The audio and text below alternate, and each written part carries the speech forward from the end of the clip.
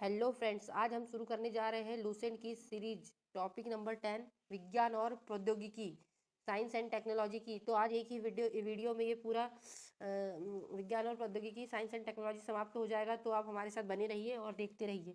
तो ठीक है, हम स्टार्ट करते हैं बिना किसी देरी के। भारतीय अंतरिक्ष अनुसंधान टॉपिक है। तो इसके अंदर है भारतीय अंतरिक्ष अनुसंधान समिति का गठन 1962 में प्रसिद्ध अंतरिक्ष वैज्ञानिक डॉक्टर विक्रम साराभाई, भारतीय अंतरिक्ष कार्यक्रम के जनक भी कहा जाता है। ये अंडरलाइन कर लीजिए, पूछा जा सकता है कि भारतीय अंतरिक्ष कार्यक्रम के जनक किसे कहते हैं। तो डॉक्टर विक्रम साराभाई की अध्यक्षता में किया गया, जिसने परमाणु ऊर्जा विभाग के अंतर्गत कार्य करना प्रारंभ किया। भारतीय राष्ट्रीय अंतरिक्ष अनुसंधान समिति का पुनर्गठन करके, और जो ये भारतीय अंतरिक्ष अनुसंधान समिति जो बनी थी 1962 में, उसी का पुनर्गठन करके 15 अगस्त 1969 को भारतीय अंतरिक्ष अनुसंधान संगठन यानी कि इसरो की स्थापना की गई। भारतीय अंतरिक्ष कार्यक्रमों को सुचारू रूप से संचालित करने के लिए अंतरिक्ष आयोग और भारतीय अंतरिक्ष कार्यक्रम जो थे उसको सुचारू रूप से संचालित करने के लिए भारतीय अंतरिक्ष आयोग और अंतरिक्ष विभाग का 1972 में गठन किया गया तथा इसरो को अंतरिक्ष विभाग के नियंत्रण में रखा गया तो पूछा जा सकता है कि इसरो कौन से विभाग के अंतर्गत कार्य करता है। तो वह है अंतरिक्ष विभाग के अंतर्गत, और अंतरिक्ष विभाग और अंतरिक्ष आयोग का गठन हुआ था 1972 में। वस्तुतः मैं जो भी क्वेश्चन मैं आपको बोलूंगी कि अंडरलाइन कीजिए तो ये इंपॉर्टेंट रहेगा, इसको अंडरलाइन कर लीजिएगा क्योंकि ये कोई ना कोई एग्जाम में आपको पूछा जा सकता है। अब आगे हम पढ़ते हैं। वस्तुतः भारतीय अंतरिक्ष कार्यक्रम की शुरुआत नवंबर 1963 में तिरुवनंतपुरम स्थित सेंट मैरी मैगडेनल चर्च के कमरे में हुई थी। तो जो भारतीय अंतरिक्ष कार्यक्रम की शुरुआत हुई थी नवंबर 1963 में तिरुवनंतपुरम केरल के अंदर जो सेंट मैरी मैगडेनल चर्च में के कमरे में हुई थी 21 नवंबर 1963 को। देश का पहला साउंडिंग रॉकेट नाइट एपास अमेरिका निर्मित को थुम्बा भूमध्य रेखीय रॉकेट प्रक्षेपण केंद्र TERLS से प्रक्षेपित किया गया।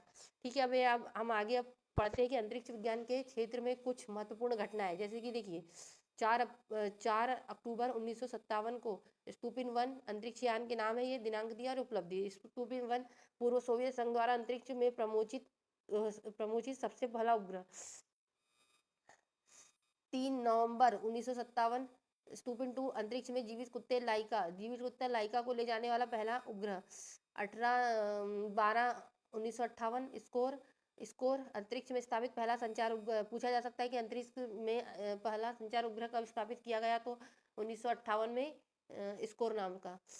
अब आगे पढ़ते हैं। पहला अंतरिक्ष यान जिसने चंद्रमा के उस पृष्ठ के चित्र भेजे जो पृथ्वी पर दिखाई नहीं देते, लूना 3, 4 अक्टूबर 1959। अब आगे हम पढ़ते हैं। मानव द्वारा पहला अंतरिक्ष यात्रा पूर्व सोवियत संघ के यूरी गार्गिन ने पृथ्वी का एक प्रक्रम 12 अप्रैल 1961 में किया। तो ये एक था ओल स्टॉक फर्स्ट के नाम से था, 12/4/1961 में। अब हम आगे पढ़ेंगे। पूर्व सोवियत संघ की वैलेंटाइना टेरिस्कोवा प्रथम महिला अंतरिक्ष यात्री बनी। वोल्कास उनका ओस्टॉक 6 के द्वारा गई ये 4/12/1963 को। व्यावसायिक उपयोग के लिए पहला संचार उपग्रह इंटेलसेट 6 अप्रैल 1965 में भेजा गया। पहला अंतरिक्ष यान जो किसी अन्य ग्रह अर्थात शुक्र ग्रह पर उतरा हुआ, तो वेनेरा 3 16/11/1965 को। चंद्रमा तल पर सफलतापूर्वक उतरने वाला पहला अंतरिक्ष यान लूना 9 21/10/1968। सबसे पहला प्रयोगात्मक अंतरिक्ष केंद्र सोयूज 4 14/11/1969। नील आर्मस्ट्रॉन्ग चंद्रमा पर कदम रखने वाला पहला मानव बना। कौन बना? Neil Armstrong. इसके बाद एल्ड्रिन चंद्रमा की धरती पर उतरा, तो 16/7/1969 अपोलो 11 के द्वारा अंतरिक्ष यान से गए थे। अब मंगल ग्रह पर पहली बार अंतरिक्ष यान उतारा मार्च 2 19/5/1971 को। अब हम आगे पढ़ेंगे अंतरिक्ष केंद्र और उसकी इकाइयां। तो अंतरिक्ष केंद्र, तो देखिए विक्रम साराभाई अंतरिक्ष केंद्र तिरुवनंतपुरम VSSC VSSC विक्रम साराभाई अंतरिक्ष केंद्र तिरुवनंतपुरम। यह केंद्र रॉकेट अनुसंधान एवं प्रक्षेपण यान विकास परियोजना को बनाने और उन्हें क्रियान्वित करने में अग्रणी भूमिका निभाता है। अभी तक के सभी प्रक्षेपण यानों यथा SLV-3, SLV, ASLV, PSLV और GSLV को इसी केंद्र से विकसित किया गया है। अब इसरो उपग्रह केंद्र बेंगलुरु ISAC, इस केंद्र में उपग्रह परियोजना के डिजाइन, निर्माण, परीक्षण और प्रबंधन का कार्य संपन्न किया जाता है। अंतरिक्ष उपयोग केंद्र अहमदाबाद SAC, इस केंद्र में प्रमुख कार्यों में दूरसंचार एवं टेलीविजन में उपग्रह का प्रयोग, प्राकृतिक संसाधनों के सर्वेक्षण और प्रबंधन के लिए दूर संवेदन, मौसम विज्ञान, भूमापन, पर्यावरण पर्यवेक्षण आदि शामिल है। सार केंद्र SHAR, सार केंद्र श्रीहरिकोटा, यह इसरो का प्रमुख प्रक्षेपण केंद्र है जो आंध्र प्रदेश के पूर्वी तट पर स्थित है। इस केंद्र में भारतीय प्रक्षेपण यान के ठोस ईंधन रॉकेट के विभिन्न चरणों का पृथ्वी पर परीक्षण तथा प्रणोदन कर प्रसंस्करण भी किया जाता है। द्रव्य प्रणोदन प्रणाली केंद्र LPSC तिरुवनंतपुरम, बेंगलुरु और महेंद्रगिरी तमिलनाडु में इस केंद्र की शाखाएं हैं। यह केंद्र इसरो के उपग्रह प्रक्षेपण यानों और उपग्रह के लिए द्रव्य ईंधन से चलने वाली संचालक नियंत्रण प्रणालियों और इंजनों के डिजाइन, विकास और आपूर्ति के लिए कार्यरत है। महेंद्रगिरी में द्रव्य ईंधन से चलने वाले रॉकेट इंजनों का परीक्षण की सुविधा उपलब्ध है। इसरो टेलीमेट्री निगरानी एवं नियंत्रण नेटवर्क ISTRAC, इस नेटवर्क का मुख्यालय एवं उपग्रह नियंत्रण केंद्र बेंगलुरु में स्थित है। श्रीहरिकोटा, तिरुवनंतपुरम, बेंगलुरु, लखनऊ, पोर्ट ब्लेयर और मॉरिशस में इसके भू केंद्र है। इसका प्रमुख कार्य इसरो के प्रक्षेपण यानों एवं उपग्रह मिशनों तथा अन्य अंतरिक्ष एजेंसियों को टेलीमेट्री, निगरानी और नियंत्रण सुविधा प्रदान करना है। मुख्य नियंत्रण सुविधा हासन MCF इनसेट उपग्रह के प्रक्षेपण के बाद भी सभी विधियों यथा उपग्रह को कक्षा में स्थापित करना, केंद्र से उपग्रह का नियमित संपर्क स्थापित करना तथा कक्षा में उपग्रह की सभी क्रियाओं पर निगरानी एवं नियंत्रण का दायित्व कर्नाटक के हासन स्थित मुख्य नियंत्रण सुविधा के पास है। इसरो द्वारा दूसरा मुख्य नियंत्रण सुविधा केंद्र मध्य प्रदेश के भोपाल में 11 अप्रैल 2005 में स्थापित किया। इसे अंडरलाइन कर लीजिए कि भोपाल में कब स्थापित किया। तो मुख्य नियंत्रण सुविधा केंद्र इसरो का दूसरा मध्य प्रदेश के भोपाल में 11 अप्रैल 2005 को स्थापित किया। इसरो जड़त्व प्रणाली इकाई तिरुवनंतपुरम IIScu, इसरो की इस इकाई का प्रमुख कार्य प्रक्षेपण यानों और उपग्रहों के लिए जड़त्व प्रणाली का विकास करना है। भौतिक अनुसंधान प्रयोगशाला अहमदाबाद PRL अंतरिक्ष विभाग के अंतर्गत कार्यरत यह संस्थान अंतरिक्ष और संबंध विज्ञान में अनुसंधान एवं विकास करने वाला प्रमुख राष्ट्रीय केंद्र है। राष्ट्रीय दूरसंवेदी एजेंसी हैदराबाद NRSA अंतरिक्ष विभाग के अंतर्गत कार्यरत यह एजेंसी उपग्रह से प्राप्त आंकड़ों का उपयोग करके पृथ्वी के संसाधनों की पहचान, वर्गीकरण और निगरानी करने की जिम्मेदारी निभाती है। इसका प्रमुख केंद्र बालानगर में है। इसके अतिरिक्त देहरादून में स्थित भारतीय दूर संवेदी संस्थान भी राष्ट्रीय दूर संवेदी एजेंसी का ही एक अंग है। अब हम आगे पढ़ेंगे प्रमुख भारतीय उपग्रह। जैसे आर्यभट्ट स्वदेशी तकनीक से निर्मित प्रथम भारतीय उपग्रह आर्यभट्ट है, जिसको 19 अप्रैल 1975 को, ये क्वेश्चन आने वाला है क्योंकि इसको 50 साल हो रहे हैं 1975 को आने वाले साल। तो देखिए 50वीं वर्षगांठ मनाई जाएगी तो ये इंपॉर्टेंट हो सकता है। तो स्वदेश तकनीक से निर्मित प्रथम भारतीय उपग्रह आर्यभट्ट को 19 अप्रैल 1975 को पूर्व सोवियत संघ के बैकानूर अंतरिक्ष केंद्र से एंटर कोसमोस प्रक्षेपण यान द्वारा पृथ्वी के निकटवर्ती कक्षा में 594 किलोमीटर की ऊंचाई पर सफलतापूर्वक स्थापित किया गया। इसका वजन 360 किलोग्राम था। इस अभियान में के 3 प्रमुख लक्ष्य थे: वायु विज्ञान प्रयोग, सौर भौतिकी प्रयोग तथा एक्स किरण खगोलिकी प्रयोग। इस उपग्रह में संचार व्यवस्था से जुड़े कुछ प्रयोग किए गए। विशुद्ध रूप से वैज्ञानिक उपग्रह के रूप में विकसित आर्यभट्ट को सक्रिय कार्य विधि मात्र 6 माह निर्धारित की गई थी, परंतु उन्होंने मार्च 1980 तक अंतरिक्ष में आंकड़े भेजने का कार्य किया। उपग्रहों के प्रकार, परिक्रमा पथ के माप। अब हम पढ़ेंगे उपग्रहों के प्रकार। तो परिक्रमा पथ के मापदंडों के आधार पर उपग्रहों के 4 प्रकार हैं। लो अर्थ ऑर्बिट सैटेलाइट जैसे निम्न कक्षीय उपग्रह। इस प्रकार के उपग्रह सामान्यतः अंडाकार कक्षा में सामान्यतः 200 से 600 किलोमीटर की सीमा पर कार्यरत होते हैं। सौर तुल्यकालिक कक्षीय उपग्रह सन सिंक्रोनस ऑर्बिट सैटेलाइट इस प्रकार के उपग्रह निकट पृथ्वी कक्षा में उत्तर से दक्षिण की ओर एक निश्चित ऊंचाई पर 500 से 1000 किलोमीटर तक अपना कार्य करते हैं। जब ये उपग्रह उत्तर से दक्षिण की ओर गुजरते हैं तो पृथ्वी की सतह पर एक कटी हुई फसल जैसा सुस्थिर सौर द्वीप क्षेत्र सुदृश्यमान होता है। PSLV से छोड़ा गया तथा भारतीय सुदूर संवेदन उपग्रह IRS इसी वर्ग के में आता है। भू तुल्यकालिक उपग्रह जियो सिंक्रोनस सैटेलाइट ये उपग्रह एक वृत्ताकार विषुवतीय कक्षा में 36,000 किलोमीटर की निश्चित ऊंचाई पर 24 घंटे में एक बार पृथ्वी की परिक्रमा करते हैं।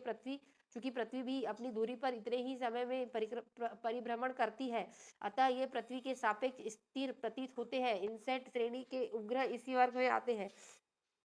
दीर्घवृत्तीय मोलिनिया कक्षा लॉन्ग इलिप्टिकल मोनोलिया ऑर्बिट 504 किलोमीटर उत्तर पूर्व से लेकर उपभू से लेकर 39,834 किलोमीटर उपभू और अपभू की ऊंचाई का भ्रमण करने वाले उपग्रह इसी वर्ग में आते हैं।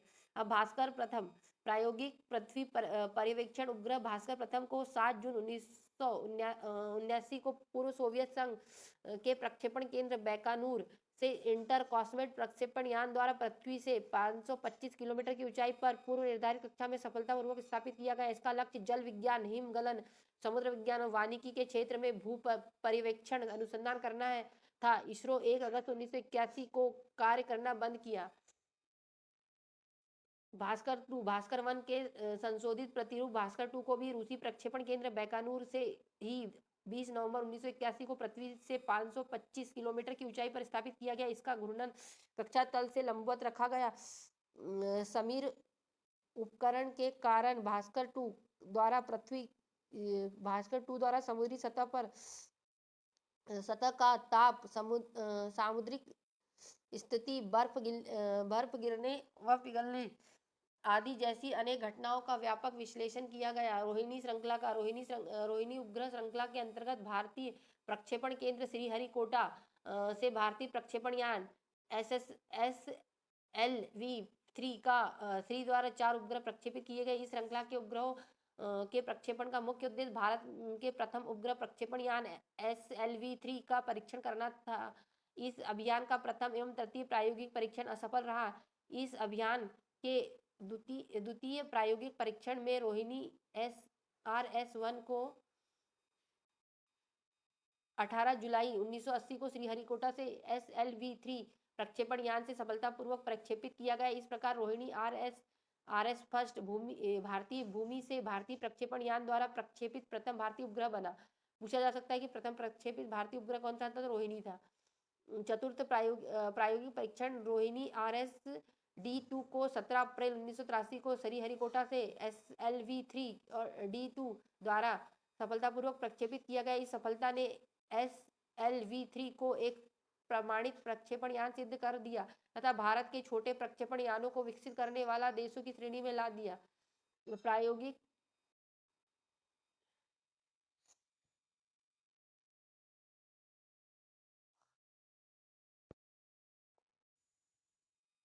प्रायोगिक संचार उपग्रह एप्पल भारत का पहला संचार उपग्रह था जिसे भू स्थैतिक कक्षा में स्थापित किया गया था। भारत के प्रथम प्रायोगिक संचार उपग्रह एप्पल को 19 जून 1981 को फ्रेंच गुयाना के कोरू अंतरिक्ष प्रक्षेपण केंद्र से यूरोपीय अंतरिक्ष एजेंसी के एरियन 4 प्रक्षेपण यान द्वारा भू स्थिर कक्षा में लगभग 3600 किलोमीटर की ऊंचाई पर स्थापित किया गया। इस उपग्रह का उपयोग राष्ट्रीय संचार व्यवस्था को आधुनिक बनाने, घरेलू संचार व्यवस्था, रेडियो नेटवर्क, डाटा संप्रेषण, दूर दराज के क्षेत्रों में संचार व्यवस्था स्थापित करने, भूस्थैतिक कक्षा में उपग्रहों के प्रक्षेपण की तकनीक का ज्ञान प्राप्त करने तथा संचार के लिए प्रयुक्त सी बैंड ट्रांसपोंडर के प्रयोग आदि में किया गया। एप्पल से प्राप्त तकनीकी अनुभव ने इनसेट श्रृंखला का निर्माण एवं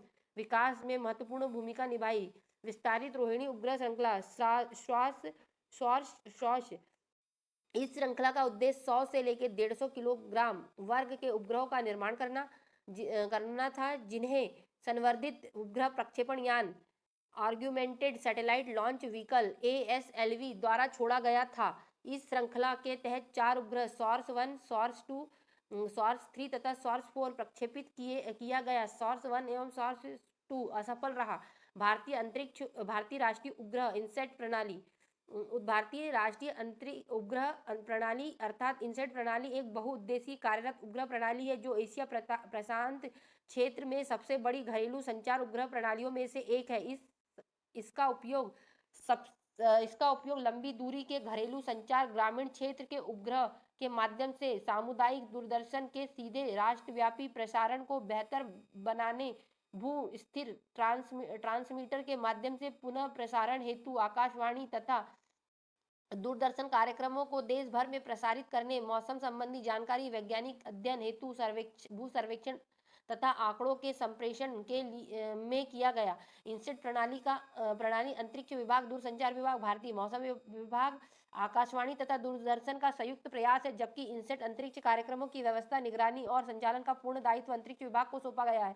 इनसेट प्रणाली के प्रथम पीढ़ी के 4 उपग्रह INSAT 1A, 1B, 1C, 1D, द्वितीय पीढ़ी के 5 उपग्रह INSAT 2A, 2B, 2C, 2D, 2E, तृतीय पीढ़ी के 5 उपग्रह 3A, 3B, 3C, 3D, 3E तथा चौथी पीढ़ी के 7 उपग्रह प्रक्षेपण की योजना बनाई गई। चौथी पीढ़ी के उपग्रह में 4A, 4C, 4B तथा 4CR का प्रक्षेपण हो चुका है। भारतीय दूर संवेदी उपग्रह प्रणाली भारत में राष्ट्रीय प्राकृतिक संसाधन प्रबंधन प्रणाली की सहायता के लिए भारतीय दूर संवेदी उपग्रह प्रणाली Indian remote sensing satellite IRS का विकास किया गया। इसका मुख्य उद्देश्य प्राकृतिक संसाधनों जैसे कि मृदा, जल, भूजल, सागर, वन आदि का सर्वेक्षण और सतत निगरानी करना था। दूर संवेदी उपग्रह प्रणाली के अंतर्गत पृथ्वी के गर्भ में छिपे संसाधनों को स्पर्श किए बिना उत्कीर्ण विधि द्वारा विश्वसनीय और प्रमाणित जानकारी उपलब्ध कराई जाती है। इसके तहत उपग्रह में लगे इलेक्ट्रॉनिक्स कैमरे से पृथ्वी पर स्थित वस्तुओं का चित्र लेते हैं और उन चित्रों के विश्लेषण से जानकारी प्राप्त करते हैं। दूर संवेदी उपग्रह के उपयोग से सुदूर संवेदन की प्रक्रिया को एक निश्चित अंतराल के बाद दोहराकर किसी स्थान विशेष पर समयानुसार हो रहे परिवर्तनों का बारीकी से अध्ययन किया जाता है। वर्तमान में IRS उपग्रह किसी विशेष स्थान पर लगभग प्रत्येक 3 सप्ताह के बाद गुजरता है। इस प्रणाली के तहत प्रक्षेपित किए गए उपग्रह है IRS-1A, IRS-1B, IRS-1E, IRS-P2, IRS-1C, IRS-P4, IRS-P6, Cartosat 1, 2 एवं 3 आदि। नोट: कार्टोसैट 1 देश का प्रथम मैपिंग सैटेलाइट है। ये स्टार लगा लीजिए 3। पूछा जा सकता है कि कार्टोसैट देश का प्रथम मैपिंग सैटेलाइट कौन सा है, तो कार्टोसैट फर्स्ट है। मैटसैट भारतीय अंतरिक्ष कार्यक्रम के तहत भारतीय अंतरिक्ष अनुसंधान संगठन इसरो ने 12 सितंबर 2002 को श्रीहरिकोटा आंध्र प्रदेश के सतीश धवन अंतरिक्ष केंद्र से ध्रुवीय उपग्रह प्रक्षेपण यान C4 के माध्यम से देश के पहले मौसम संबंधी विशिष्ट उपग्रह मैटसैट को भूस्थैतिक स्थानांतरण कक्षा जियो स्टेशनरी ट्रांसफर ऑर्बिट GTO में सफलतापूर्वक स्थापित किया। यह पहला मौका था जब किसी भारतीय अंतरिक्ष यान को 1000 किलोग्राम से अधिक भार के उपग्रह को भूस्थैतिक कक्षा से तात्पर्य जिस गति से पृथ्वी घूमती है उसी कोणीय गति से उपग्रह भी घूमेगा, जिसके कारण उपग्रह सदा पृथ्वी के एक विशेष स्थान के ऊपर स्थिर नजर रखेगा में स्थापित किया गया। इससे पूर्व सभी उपग्रह केवल ध्रुवीय कक्षा में ही स्थापित किए गए। मैटसैट की कक्षा दीर्घवृत्ताकार है, जिसमें पृथ्वी से निकटतम बिंदु 250 किलोग्राम की दूरी पर स्थित है, जबकि अधिकतम दूरी पर स्थित बिंदु 36,000 किलोग्राम की दूरी पर है। यह पहला अवसर था जब भारत ने मौसम संबंधी जानकारी प्राप्त करने के लिए स्वदेशी प्रक्षेपण यान से विशेष मौसम उपग्रह प्रक्षेपित किया। इससे पूर्व मौसम संबंधी जानकारी इनसैट श्रेणी के उपग्रह से प्राप्त की जाती थी। अंतरिक्ष में प्रथम भारतीय 3 अप्रैल 1984 को स्क्वाड्रन लीडर राकेश शर्मा अंतरिक्ष में जाने वाले प्रथम भारतीय बने। कौन है राकेश शर्मा? स्क्वाड्रन लीडर 3 अप्रैल 1984 को। वे 2 अन्य सोवियत अंतरिक्ष यात्रियों के साथ सोयूज T2 अंतरिक्ष यान से कजाकिस्तान के बैकाउनर कॉस्मोड्रोम से अंतरिक्ष में गए। स्क्वाड्रन लीडर राकेश शर्मा 11 अप्रैल 1984 को सुरक्षित पृथ्वी पर वापस लौट आए। तत्कालीन प्रधानमंत्री श्रीमती इंदिरा गांधी ने सोवियत संघ केंद्र पर स्क्वाड्रन लीडर राकेश शर्मा से बातचीत की। उन्होंने पूछा कि अंतरिक्ष में भारत कैसा दिखता है। शर्मा का उत्तर था, सारे जहां से अच्छा है। अंतरिक्ष यात्रियों के अलग अलग नाम: यूएस का एस्ट्रोनॉट्स, रूस का कॉस्मोनाइट्स, चीन का टाइकोनाइट्स। अब अंतरिक्ष में मानव भेजने वाला भारत 14वां राष्ट्र बना और स्क्वाड्रन लीडर राकेश शर्मा अंतरिक्ष में जाने वाले 139वें अंतरिक्ष यात्री बने। अंतरिक्ष में जाने वाली भारतीय मूल की प्रथम महिला कल्पना चावला थी। इनकी मृत्यु 1 फरवरी 2003 को अंतरिक्ष यान कोलंबिया के मिशन STS 107 के वातावरण में पुनः प्रवेश के कुछ देर के पश्चात नष्ट हो जाने से हो गई। चंद्रयान प्रथम। चंद्रयान के लिए भारत का पहला मिशन चंद्रयान प्रथम था। यह विश्व का 68वां चंद्र अभियान था। भारत ने अपने पहले चंद्रयान का प्रक्षेपण श्रीहरिकोटा के अंतरिक्ष सतीश धवन अंतरिक्ष केंद्र से 22 अक्टूबर 2008 को ध्रुवीय उपग्रह प्रक्षेपण वाहन PSLV C-11 के जरिए किया। प्रथम चंद्रमा अभियान सोवियत संघ ने 2 जनवरी 1959 को भेजा था तथा द्वितीय चंद्रमा अभियान 3 मार्च 1959 को अमेरिका ने भेजा था।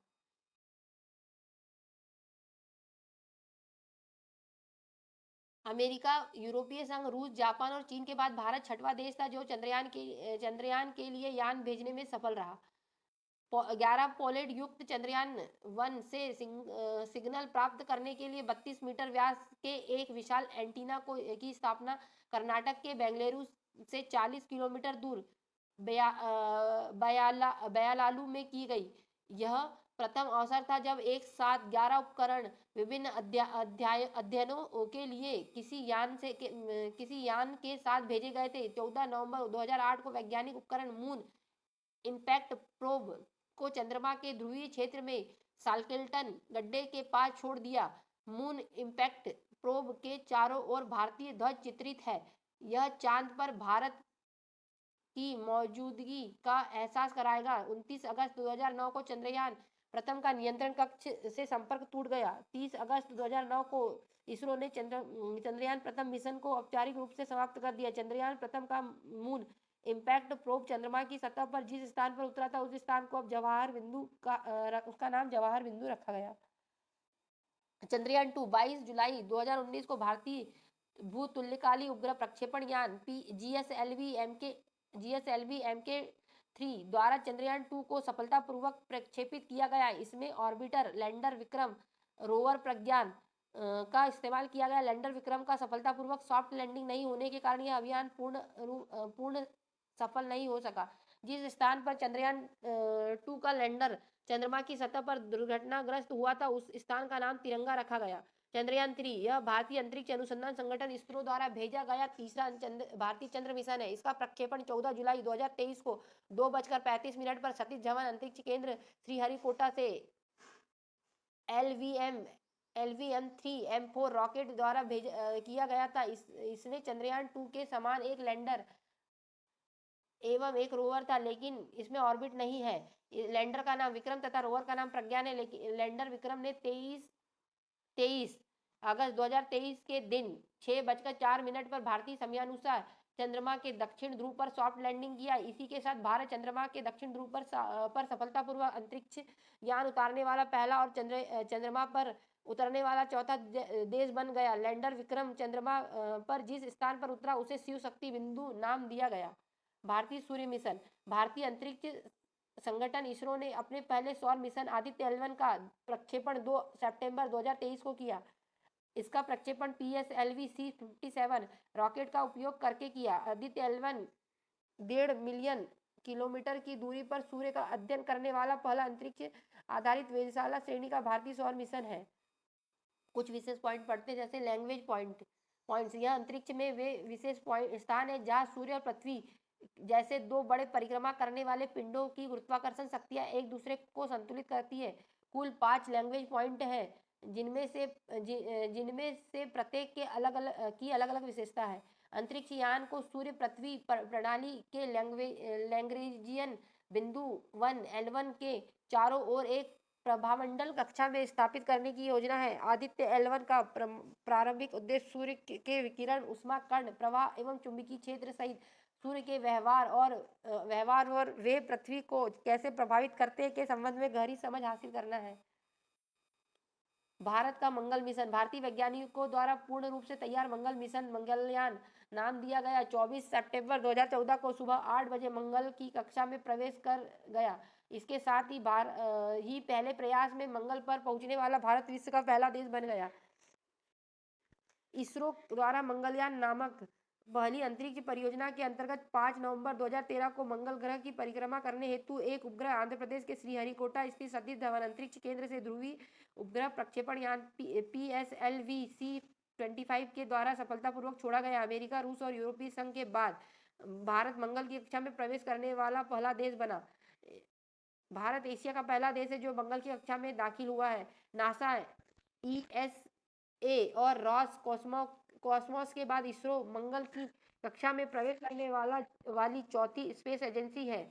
मंगल मिशन की कुल लागत 450 करोड़ रुपए थी। मंगलयान मंगल ग्रह से निकटतम स्थिति में आने पर मात्र 365 किलोमीटर दूर रहेगा, जबकि दूर होने पर 8000 किलोमीटर दूर रहेगा। मंगलयान में लगे उपकरणों का उपयोग भविष्य में मौसम, जमीन, खेती और संचार उपग्रह के लिए किया जा सकेगा। प्रक्षेपण यान प्रौद्योगिकी। SLV-3 satellite launch vehicle.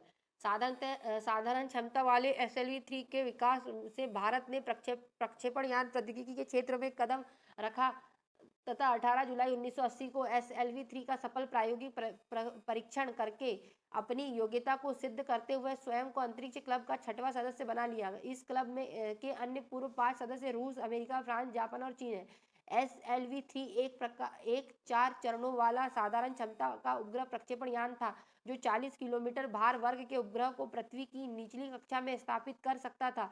इसका ईंधन प्रणोदक ठोस था। SLV-3 का कुल 4 प्रायोगिक परीक्षण प्रक्षेपण किए गए, जिसमें द्वितीय तथा चतुर्थ प्रक्षेपण पूर्णतः सफल रहा। 17 अप्रैल 1983 को SLV-3 की चतुर्थ तथा अंतिम उड़ान द्वारा रोहिणी RSD-2 को सफलतापूर्वक निर्धारित कक्षा में स्थापित करने के बाद इस उपग्रह प्रक्षेपण यान के कार्यक्रम को बंद कर दिया गया। ASLV ऑर्गुमेंटेड सैटेलाइट लॉन्च व्हीकल संवर्धित उपग्रह प्रक्षेपण यान अर्थात ASLV वास्तव में ASLV-3 का ही संवर्धित रूप है।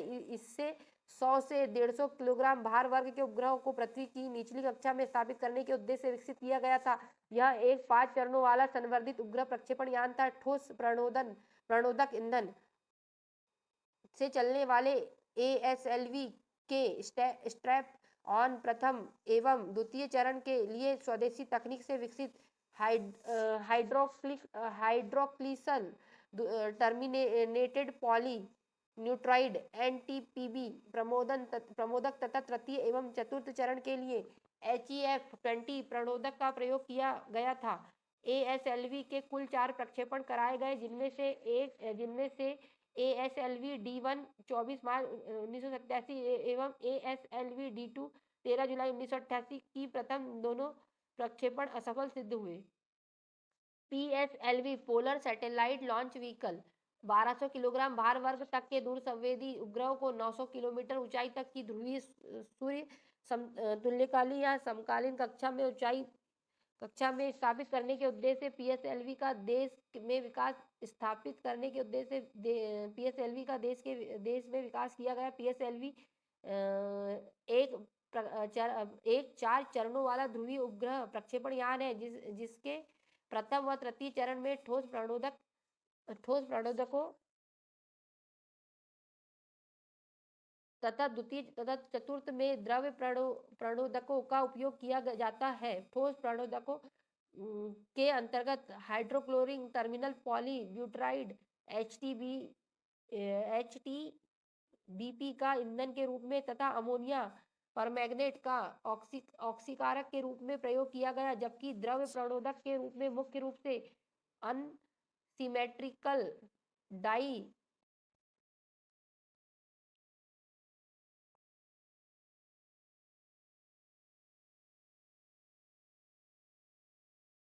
अनसिमेट्रिकल डाई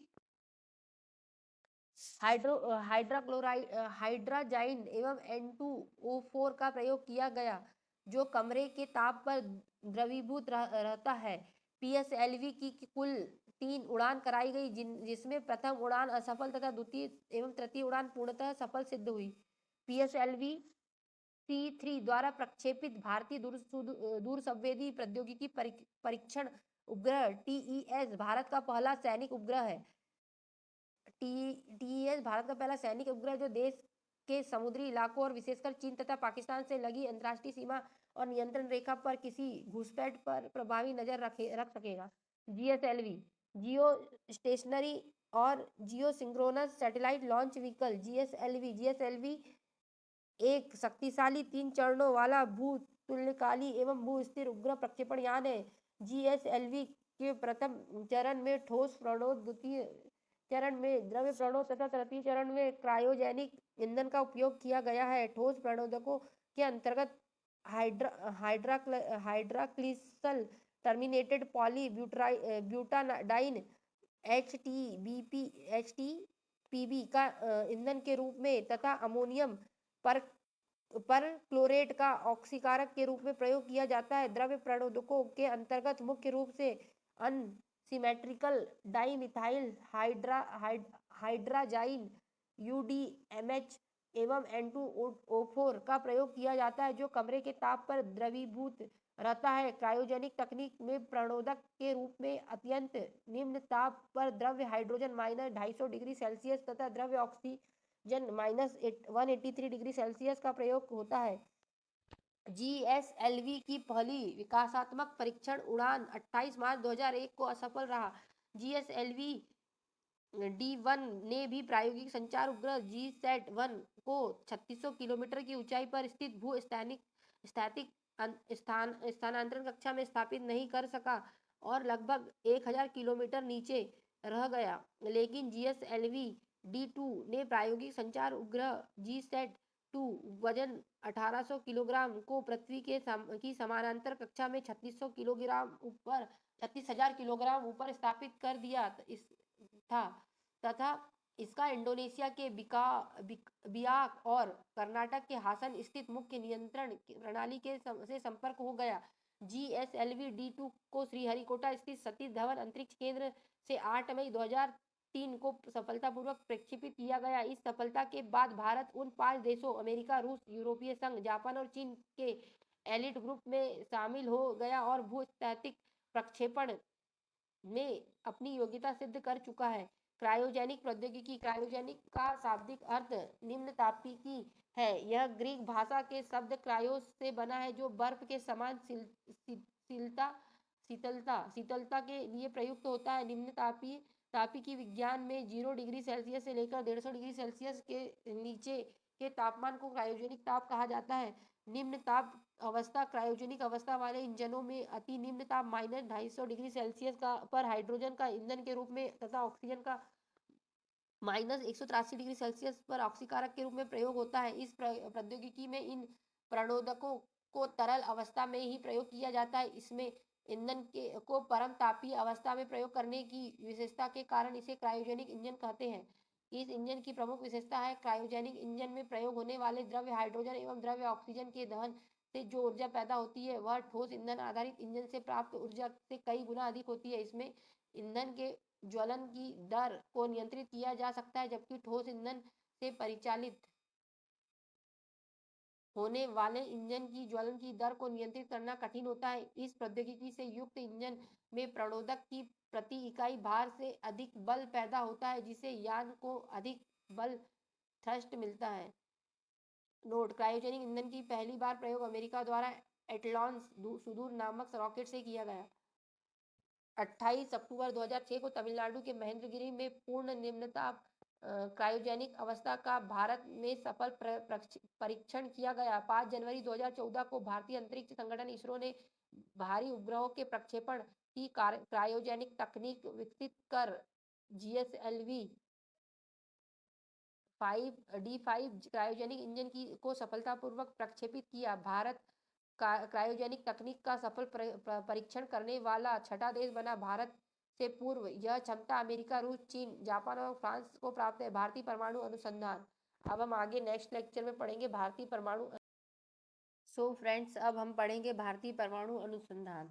तो डॉक्टर होमी जे भाभा की अध्यक्षता में 10 अगस्त 1948 को परमाणु ऊर्जा आयोग की स्थापना की गई। कब? 10 अगस्त 1948 को। साथ ही परमाणु ऊर्जा अनुसंधान की भारतीय यात्रा आरंभ हुई। भारत के प्रधानमंत्री की अध्यक्षता में परमाणु आयोग ऊर्जा कार्यक्रमों के क्रियान्वयन हेतु अगस्त 1954 को परमाणु ऊर्जा विभाग की स्थापना की गई। कब? 1954 को परमाणु ऊर्जा विभाग की स्थापना की गई। परमाणु ऊर्जा के सभी कार्यक्रम प्रधानमंत्री के तत्वाधान में किए गए। परमाणविक ऊर्जा विभाग प्रधानमंत्री कार्यालय के प्रशासन के अधीन है। परमाणु अनुसंधान एवं विकास के प्रमुख केंद्र भाभा परमाणु अनुसंधान केंद्र बार्क, ट्राम्बे, मुंबई में स्थापित भाभा परमाणु अनुसंधान केंद्र बार्क परमाणु विज्ञान के संबंध के क्षेत्र में कार्यरत देश का प्रमुख अनुसंधान केंद्र है। बार्क परमाणु विद्युत कार्यक्रम एवं तथा उद्योग एवं खनिज क्षेत्र की इकाइयां अनुसंधान एवं विकास में सहायता प्रदान करता है। इस केंद्र ने उद्योग, औषधि एवं कृषि के क्षेत्र में रेडियो आइसोटोप के चिकित्सकीय उपयोगों सहित परमाणु ऊर्जा के शांति कार्यों में उपयोग की प्रौद्योगिकी का विकास किया है। प्रायोगिक रिएक्टरों को जीरो पावर रिएक्टर भी कहते हैं, क्योंकि इसका इस्तेमाल ऊर्जा प्राप्ति की अपेक्षा नाभिकीय अनुसंधान के लिए खास तौर पर किया जाता है। कनाडा के सहयोग से बार्क में स्थापित साइरस तापीय रिएक्टर का मुख्य उद्देश्य रेडियो आइसोटोप का उत्पादन एवं उनके प्रयोग को प्रोत्साहित करना है। ध्रुव अनुसंधान रिएक्टर में रेडियो आइसोटोप तैयार करने के साथ परमाणु प्रौद्योगिकी एवं पदार्थों में शोध पर कार्य किया जाता है। इंदिरा गांधी परमाणु अनुसंधान केंद्र IGCAR वर्ष 1971 में कलपक्कम, तमिलनाडु में इस केंद्र की स्थापना की गई। इस केंद्र का प्रमुख कार्य फास्ट ब्रीडर रिएक्टर के संबंध में अनुसंधान एवं विकास करना है। इस केंद्र में स्थित फास्ट ब्रीडर टेस्ट रिएक्टर विश्व में अपनी तरह का पहला रिएक्टर है जो प्लूटोनियम यूरेनियम मिश्रित कार्बाइड ईंधन को काम में लाता है। फास्ट ब्रीडर टेस्ट रिएक्टर की कुछ विशेषता निम्न है।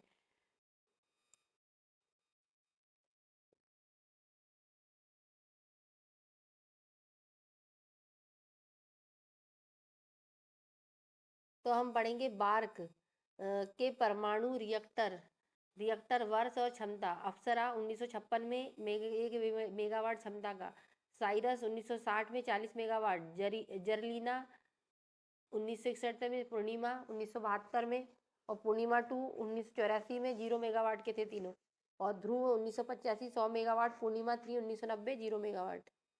अब हम आगे पढ़ेंगे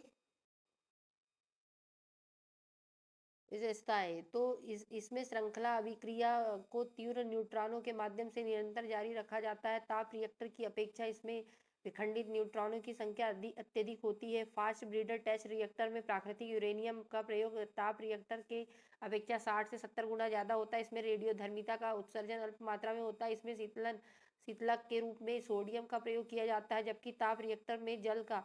फास्ट ब्रीडर टेस्ट रिएक्टर की रूपरेखा फ्रांस की रैपसोडी रिएक्टर पर आधारित है। उच्च प्रौद्योगिकी केंद्र कैट 1984 में इंदौर में स्थापित उच्च प्रौद्योगिकी केंद्र का मुख्य कार्य लेजर एवं त्वरणों के क्षेत्र में प्रौद्योगिकी का विकास करना है। लेजर अक्षर समूह का निर्माण light application by stimulated admission of radiation के संक्षिप्तीकरण से हुआ है, जिसका अर्थ है विकिरण उत्सर्जन के द्वारा प्रकाश का प्रवर्धन। लेजर एक ऐसी युक्ति है जिसमें विकिरण ऊर्जा के उत्सर्जन के द्वारा एक वर्णी प्रकाश प्राप्त किया जाता है। लेजर की खोज अमेरिका के हेजेज प्रयोगशाला में थियोडोर मैग के द्वारा 1960 में की गई। 1964 में बार्क ने गैलीलियम आर्सेनिक अर्धचालक लेजर का निर्माण किया।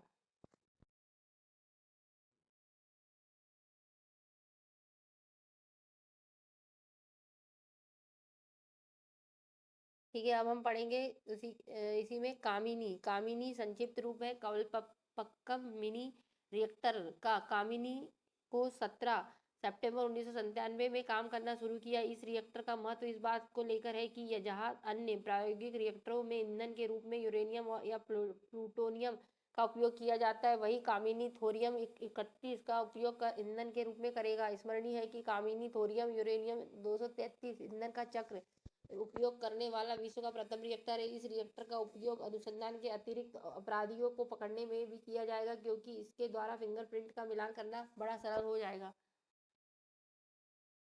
अब हम आगे पढ़ेंगे चौथे नंबर पर परिवर्तनीय ऊर्जा साइक्लोट्रॉन केंद्र VECC। यह केंद्र परमाणु भौतिकी, परमाणु रसायन शास्त्र, विभिन्न उद्योगों के लिए रेडियो समस्थानिकों के उत्पादन एवं रिएक्टरों को विभिन्न स्तरों से होने वाली क्षति के उच्च अध्ययन का राष्ट्रीय केंद्र है। इसका मुख्यालय कोलकाता में है। परमाणु ऊर्जा विभाग की अन्य इकाइयां, संस्थान और स्थिति जैसे परमाणु पदार्थ निर्देशालय हैदराबाद में है, गुरु जल बोर्ड मुंबई में है, नाभिकीय ईंधन परिसर हैदराबाद में है, भारतीय नाभिकीय ऊर्जा कॉर्पोरेशन लिमिटेड मुंबई में है, भारत यूरेनियम निगम लिमिटेड जादूगोड़ा में है, भारतीय रेयर अर्थ लिमिटेड मुंबई, विकिरण और आइसोटोप प्रौद्योगिकी बोर्ड मुंबई। परमाणु परीक्षण 18 मई 1974 को पोखरण में जैसलमेर राजस्थान में भारत ने स्वदेशी पहला परीक्षण परमाणु विस्फोट किया। यह बम 12 किलो टन क्षमता का था। इसका कोड स्माइलिंग बुद्धा था। पहले परीक्षण में 24 वर्षों बाद पोखरण में दूसरी बार 11 मई से 13 मई को 1998 में परमाणु परीक्षण किया गया, जिसके शक्ति 98 नाम दिया गया। सब किलो टन 1 किलो टन से कम विस्फोटों का सबसे बड़ा लाभ यह है कि यदि भारत ने समग्र परमाणु परीक्षण निषेध संधि CTBT पर हस्ताक्षर कर दिए तो इस विस्फोटक तकनीक के माध्यम के बाद प्रयोगशाला में भी परीक्षणों को जारी रखा जा सकता है। अब हम नेक्स्ट टॉपिक फिर अब आगे पढ़ते हैं हम। शक्ति 98 योजना की सफलता का श्रेय 3 वैज्ञानिकों को संयुक्त रूप से जाता है। R चिदम्बरम, APJ अब्दुल कलाम, अनिल काकोदकर मध्य प्रदेश के, याद रखना।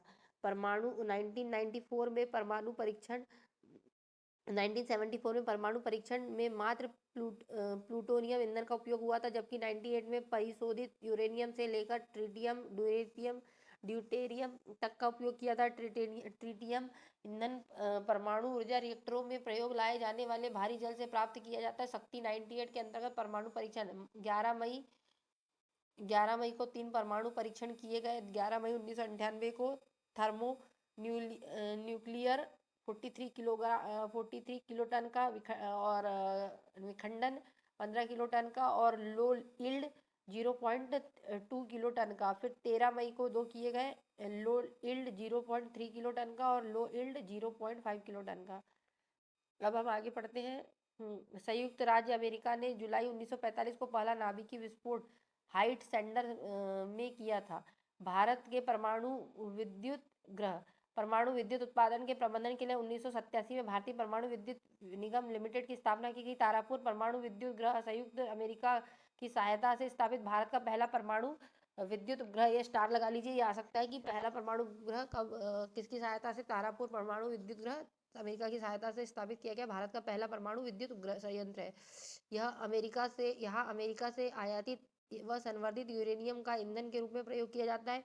इस विद्युत ग्रह के लिए आवश्यक ईंधन की आपूर्ति अंतिम समय तक संयुक्त राज्य अमेरिका द्वारा की जाएगी। रावत भाटा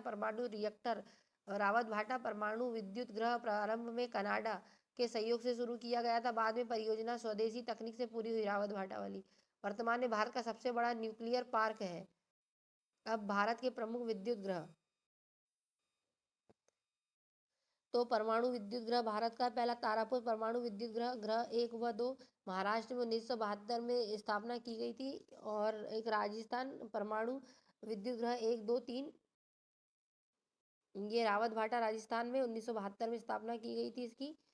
और विद्युत गृह 3 की राजस्थान में रावत भाटा की 1999 में 220 टन का, 440 टन का। और ये तारापुर 320 टन का था। मद्रास परमाणु विद्युत गृह कलपक्कम तमिलनाडु में 1983 में स्थापना की गई थी। और बोरोरा परमाणु नरोरा परमाणु विद्युत गृह 1, 2 बुलंदशहर उत्तर प्रदेश 1991 में स्थापित। ये दोनों ऊपर वाले कलपक्कम और नरोरा दोनों की क्षमता है मेगावाट में 470। काकरापार परमाणु विद्युत गृह सूरत गुजरात में 1993 में स्थापना की गई थी। 220 मेगावाट का है। केगा कर्नाटक में है 1999 में 440 मेगावाट का। काकरापार परमाणु सूरत गुजरात 440। रावत भाटा राजस्थान चौथे नंबर का 440 मेगावाट। कुंडलकुलम परमाणु गृह कन्याकुमारी तमिलनाडु में कन्याकुमारी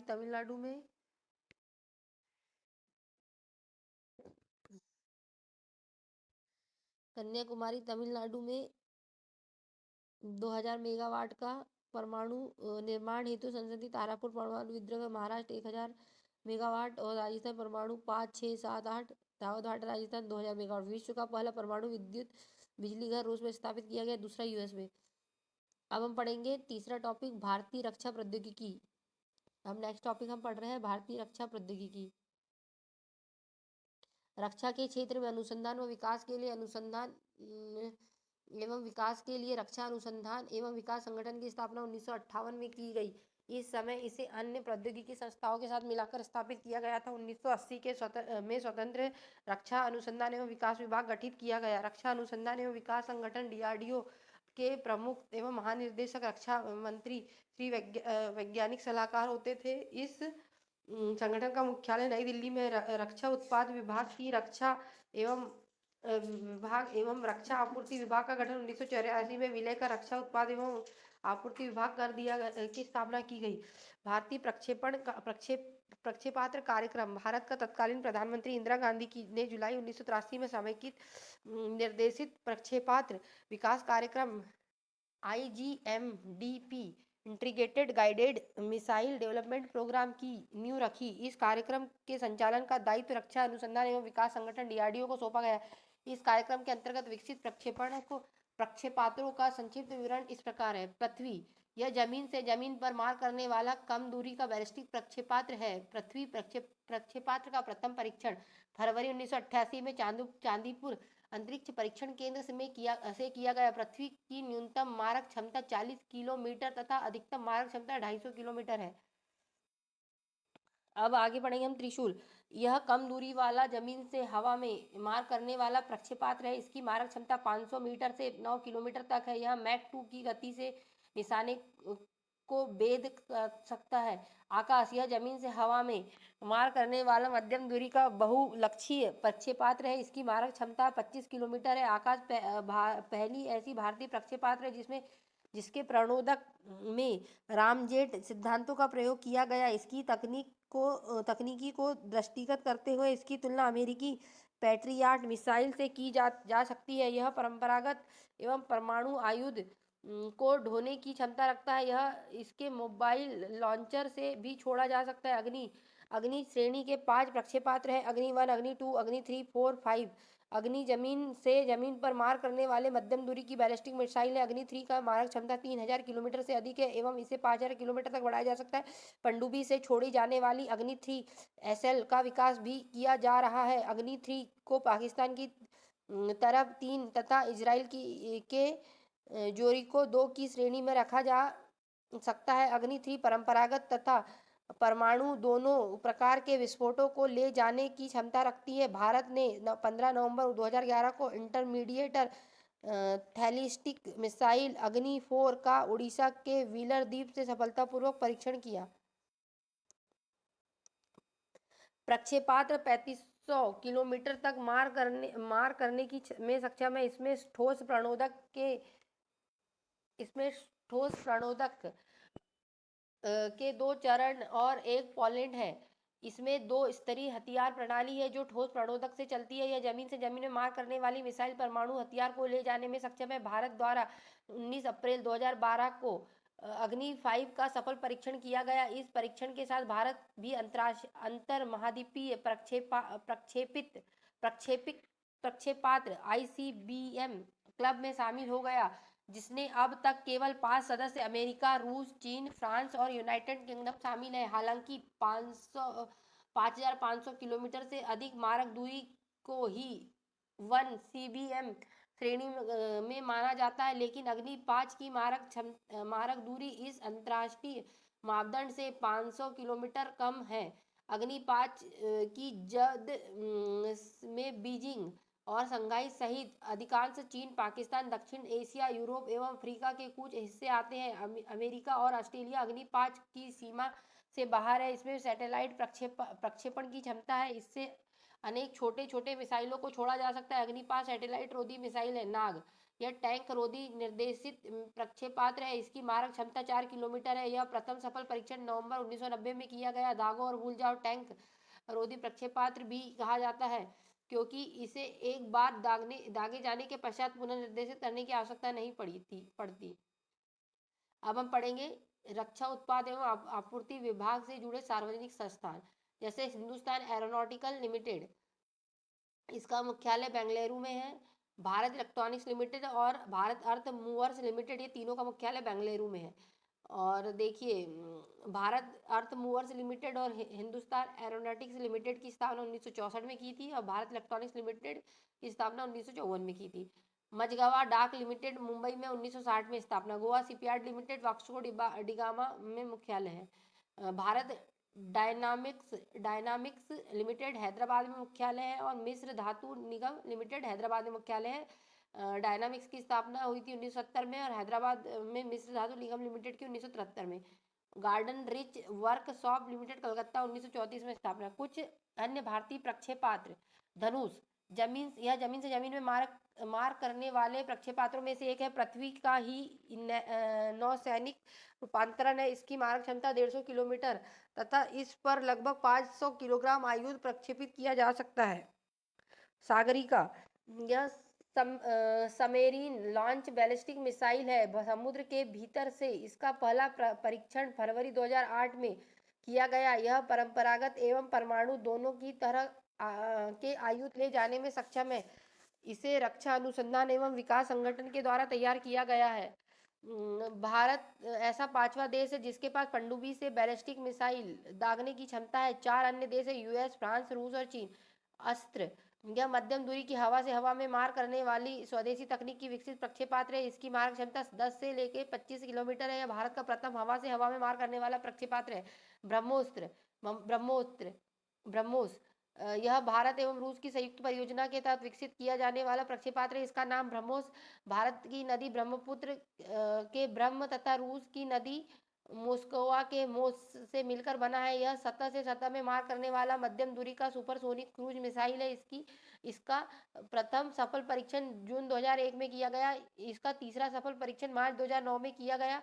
यह भी दागो और भूल जाओ की पद्धति पर विकसित किया गया है। इस क्रूज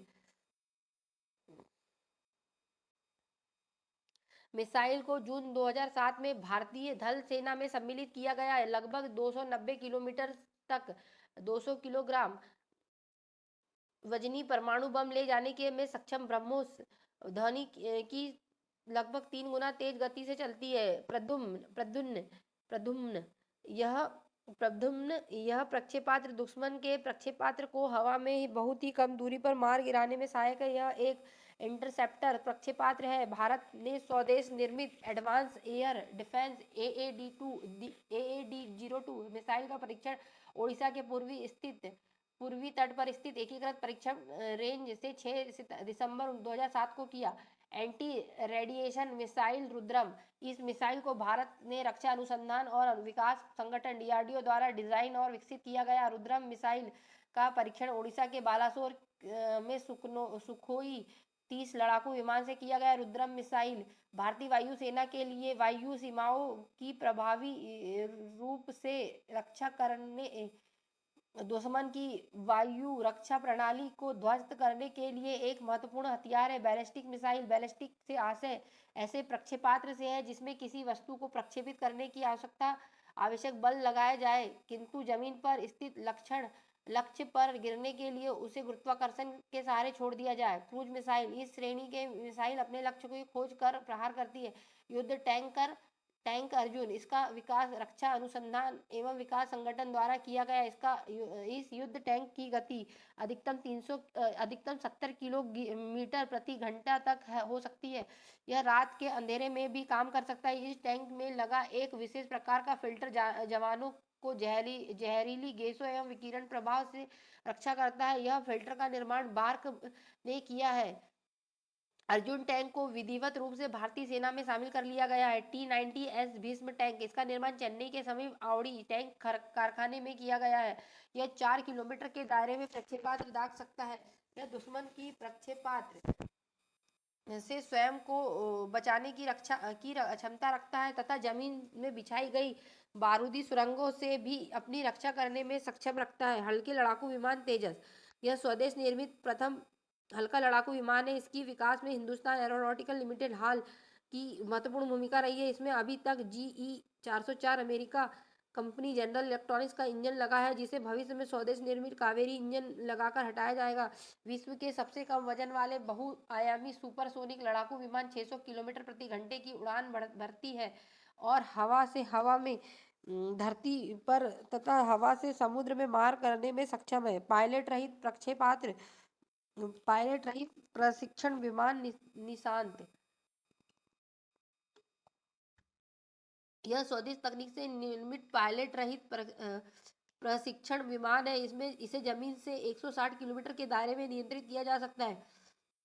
इस विमान का मुख्य उद्देश्य युद्ध क्षेत्र में पर्यवेक्षक और ढोह टोह लेने की भूमिका का निर्वाह करना है। पायलट रहित विमान लक्ष्य इसका विकास रक्षा अनुसंधान एवं विकास संगठन के द्वारा किया गया। इसका उपयोग जमीन से वायु तथा वायु से वायु में मार करने वाले प्रक्षेपास्त्रों से तथा तोपों से निशाना लगाने के लिए प्रशिक्षण देने हेतु लक्ष्य के रूप में प्रयोग किया जाता है। यह जेट इंजन से चलता है तथा 10 बार प्रयोग में लाया जा सकता है।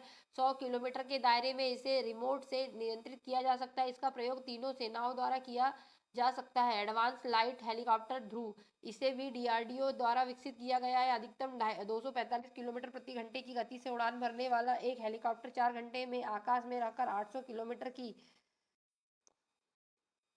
दूरी तय कर सकता है। यह 2 इंजन वाला हेलीकॉप्टर है जिसमें 2 चालकों सहित 14 व्यक्तियों को ले जाया जा सकता है। IL-78 यह आसमान में उड़ान के दौरान लड़ाकू विमानों में ईंधन भरने वाला प्रथम विमान है, जिसे भारत ने मार्च 2003 में उज्बेकिस्तान से प्राप्त किया। इस विमान में 35 टन वैमानिकी ईंधन के भंडारण की सुविधा है। आगरा के वायु सैनिक अड्डे पर इन विमानों को रखने की विशेष व्यवस्था है। काली 5000 का विकास बार्क द्वारा किया जा रहा है। यह एक शक्तिशाली बीम अस्त्र है जिससे कई गीगावाट शक्ति की माइक्रोवेव तरंगें उत्सर्जित होंगी, जो शत्रु के विमानों व प्रक्षेपास्त्रों पर लक्षित करने पर उनकी इलेक्ट्रॉनिक प्रणालियों और कंप्यूटर चिप्स को समाप्त करके उन्हें ध्वस्त करने के लिए सक्षम होंगी। विकासा विकासा विकास विनाका यह मल्टी बैरल रॉकेट लॉन्चर है। स्वदेशी तकनीक से DRDO द्वारा विकसित किया गया यह रॉकेट प्रक्षेपक को ARDE पुणे में निर्मित किया गया है तथा इसका नाम भगवान शंकर के धनुष पिनाका नाम है। हाँ, पिनाक के नाम पर पिनाका रखा गया है। इसके द्वारा मात्र 40 सेकेंड में ही 100 किलोग्राम वजन के एक दाद पर 12 रॉकेट प्रक्षेपित किए जा सकते हैं, जो कम से कम 7 और अधिक से अधिक 39 किलोमीटर दूर तक दुश्मन के खेमे को तबाही मचा सकता है। विविध स्टील्थ स्टील्थ स्टील्थ प्रौद्योगिकी स्टील्थ वायुयान और स्टील्थ जहाज का विकास स्टील्थ प्रविधि पर आधारित है। यह तकनीक सैन्य युक्तियों का एक पहलू है। इस तकनीक के द्वारा वायुयान जहाज पनडुब्बियों मिसाइल और उपग्रहों को रडार इंफ्रारेड सोनार व अन्य खोजी पद्धतियों की पहुंच से अदृश्य बनाया जाता है। यह तकनीक का विकास द्वितीय विश्व युद्ध के दौरान जर्मनी ने किया था। होटर्न हो 229 को प्रथम स्टील्थ एयरक्राफ्ट कहा जाता है। संयुक्त राष्ट्र अमेरिका के सुप्रसिद्ध आधुनिक स्टील्थ वायुयान में F-117 नाइटवॉक, द B-2 स्पिरिट व द F-22 रैप्टर और F-35 लाइटिंग 2 शामिल है। रडार का एंटीना प्रतिबिंब के आने का समय मापता है और उस सूचना के आधार पर यह बताता है कि वस्तु कितनी दूरी पर है। मानव रहित वायुयान ड्रोन्स ये ऐसे वायुयान होते हैं जिन्हें जमीन से नियंत्रित किया जाता है या जो पूर्व नियोजित मिशन के अनुसरण करते हुए स्वायत्त रूप से चलित रहते हैं। ड्रोन्स मुख्य रूप से 2 वर्गों में विभाजित है। वे जो जिन्हें निगरानी के उद्देश्य से बनाया जाता है। दूसरे वे जो मिसाइल एवं बम से सुसज्जित होते हैं। वे सैन्य वायुयान से काफी सस्ते होते हैं जो और रिमोट कंट्रोल द्वारा उड़ाए जाते हैं। यह फ्लाइट कर्मी का कोई खतरा नहीं होता। ड्रोन के संचालन में एक व्यक्ति ड्रोन को उड़ाता है, दूसरा कैमरे के एवं संवेदकों का संचालन एवं निगरानी करता है और तीसरा व्यक्ति युद्ध क्षेत्र में सैनिक कर्मियों के साथ संपर्क में बना रहता है। अस्त्रों से सुसज्जित ड्रोन का इस्तेमाल पहली बार बाल्कन युद्ध में किया गया, लेकिन इसमें इस्तेमाल से आसातीत वृद्धि अफगानिस्तान, इराक और पाकिस्तान में हुई है। ब्रिटेन के पास कई प्रकार के निगरानी ड्रोन है, विशेष रूप से वॉच कीपर जिसे इजरायली कंपनी एविट और ब्रिटेन के थेल्स द्वारा संयुक्त रूप से बनाया गया। वैज्ञानिक तथा औद्योगिक अनुसंधान केंद्र अनुसंधान परिषद CSIR के अध्यक्ष भारत के प्रधानमंत्री होते हैं। CSIR council of scientific and industrial research की स्थापना 1942 में हुई थी। इसका मुख्यालय नई दिल्ली में है। विक्रम साराभाई अंतरिक्ष केंद्र की स्थापना तिरुवनंतपुरम तुम्बा गांव में 1963 में की गई। इस स्थान का चुनाव करने का प्रमुख कारण यह था कि यह केंद्र भू चुंबकीय विद्युत विषुवत रेखा पर स्थित है। पृथ्वी पश्चिम से पूर्व की ओर घूर्णन करती है और इसी का लाभ उठाने के लिए कृत्रिम उपग्रहों को पश्चिम दिशा से पूर्वी दिशा में प्रक्षेपित किए जाते हैं। परखनली शिशु के मामले में निषेचन परखनली के अंदर होता है। इसके बाद भ्रूण को माता के गर्भ में रखा जाता है। 25 जुलाई 1978 को ग्रेट ब्रिटेन में श्रीमती लैम्बी ब्राउन ने विश्व के प्रथम परखनली शिशु लुइस ब्राउन को जन्म दिया। भारत में जन्म लेने वाला प्रथम परखनली शिशु विवादित है। डॉक्टर सुभाष मुखोपाध्याय की देखरेख में कानपिया में प्रथम परखनली शिशु दुर्गा का जन्म 3 अक्टूबर 1978 को दिया गया, जिसे उस समय स्वीकृति नहीं मिली। 16 अगस्त 1986 को मुंबई में KEM अस्पताल में इंदिरा हिंदुजा की देखरेख में भारत के दूसरे परखनली शिशु हर्षा का जन्म हुआ। मुखोपाध्याय के साथ हुए विवाद के कारण कुछ रिकॉर्ड हर्षा को भारत का प्रथम परखनली शिशु मानता है। इयान विलुम्त जो रोजलिंग इंस्टीट्यूट स्कॉटलैंड के वैज्ञानिक थे ने 5 जुलाई 1996 को सर्वप्रथम एक वयस्क भेड़ की कोशिका को लेकर डॉली नामक क्लोन का निर्माण किया। 1953 में सर्वप्रथम बाईपास सर्जरी का प्रयोग US में हुआ था। 3 दिसंबर 1967 को हृदय का प्रथम प्रत्यारोपण दक्षिण अफ्रीका के डॉक्टर क्रिश्चियन बर्नार्ड ने किया था। कैप टाउन के हॉस्पिटल ग्रेट सूर में यह ऑपरेशन हुआ, जिसमें डेनिस डार्वे नामक 25 वर्षीय महिला का हृदय 53 वर्षीय लेविस वारस्की को प्रत्यारोपित किया गया। अब रूपांतरण एक ऐसी प्रक्रिया है जिसके द्वारा कैंसर कोशिका में और अधिक विभाजन का सफलतापूर्वक संदामन किया गया। मौसम संबंधी परिवर्तनों के बारे में जानकारी प्राप्त करने के लिए हीलियम गैस से भरे गुब्बारे का प्रयोग में लाए जाते हैं।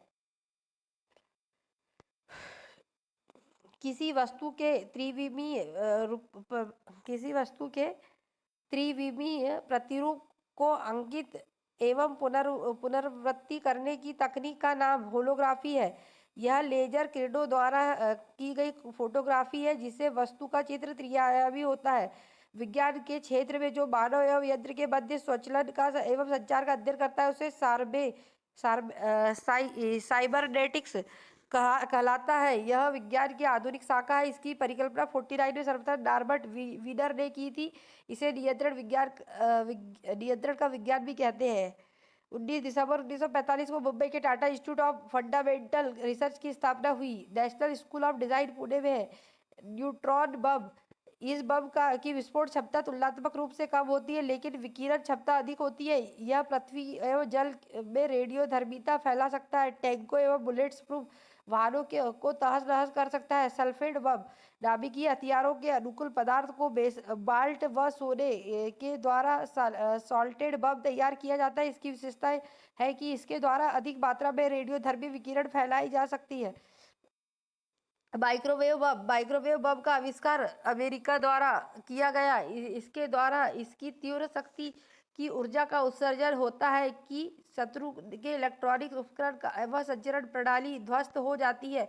यहाँ तक कि वाहनों की इग्निशन प्रणाली भी इसके द्वारा नष्ट हो जाती है। उल्लेखनीय है कि शत्रु की संचार प्रणाली को ध्वस्त करने वाला इन बमों से कोई जनहानि नहीं होगी।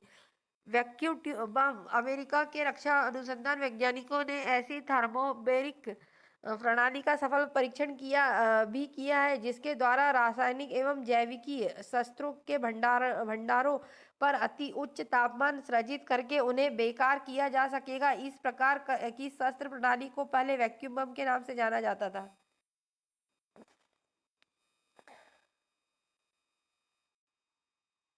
अब हम आगे पढ़ेंगे।